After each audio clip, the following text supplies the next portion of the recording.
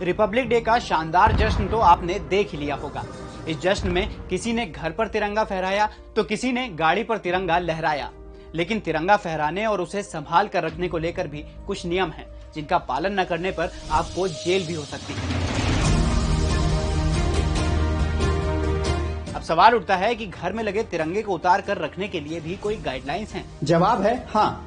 संस्कृति मंत्रालय की गाइडलाइंस के मुताबिक झंडे को धीरे धीरे नीचे उतारें, इसके बाद इसे हॉरिजॉन्टल रखें। केसरिया और हरे रंग की पट्टी को ऐसे मोड़ें कि बीच में सफेद रंग और अशोक चक्र आए। इसके बाद सफेद रंग को ऐसे मोड़ें कि केसरिया और हरे रंग की धारियों के साथ सिर्फ अशोक चक्र दिखाई दे। मुड़े हुए झंडे को सम्मान के साथ संभाल कर रखें। किसी भी हालत में झंडा जमीन को नहीं छूना चाहिए। अब आपके मन में ये सवाल भी होगा कि अगर झंडा गंदा हो जाए या कट फट जाए तो क्या करें? तो सबसे पहली कोशिश ये करें कि झंडे को कोई नुकसान न पहुंचे। अगर झंडे को कोई नुकसान पहुंच जाता है तो इसे एकांत में नष्ट कर सकते हैं। झंडे को सम्मान के साथ नष्ट करने के ये दो तरीके हैं। पहला, दफन करना। अगर झंडे को ठीक न किया जा सके तो इसे लकड़ी के एक बॉक्स में सम्मान के साथ रखें और साफ जमीन पर इसे दफन कर दें। इसके बाद उस जगह पर 2 मिनट तक मौन खड़े रहना होगा। दूसरा, जलाना। खराब हो चुके झंडे को जलाने के लिए साफ जगह पर लकड़ी जलाएं। इसके बाद तिरंगे को तह करके सम्मान के साथ आग के बीच में डाल दें। बिना तह किए झंडे को जलाना अपराध है।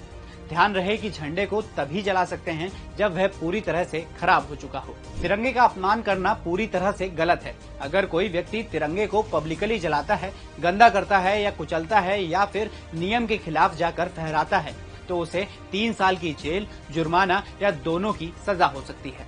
फ्लैग कोड ऑफ इंडिया के अनुसार आप किसी भी दूसरे उद्देश्य से तिरंगे झंडे का इस्तेमाल नहीं कर सकते हैं, जैसे पर्दे के तौर पर, टेबल या मेज को ढकने के लिए, गाड़ी, ट्रेन या नाव में लपेटने के लिए या फिर किसी बिल्डिंग में कवर के तौर पर।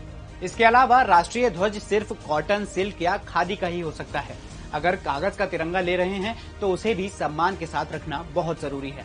तिरंगे झंडे से जुड़े कुछ दूसरे नियम भी जान लीजिए। कभी भी झंडे पर कोई दूसरी फोटो या पेंटिंग नहीं बनी होनी चाहिए। अगर झंडे का रंग फीका पड़ गया है तो इसे नहीं फहराना चाहिए।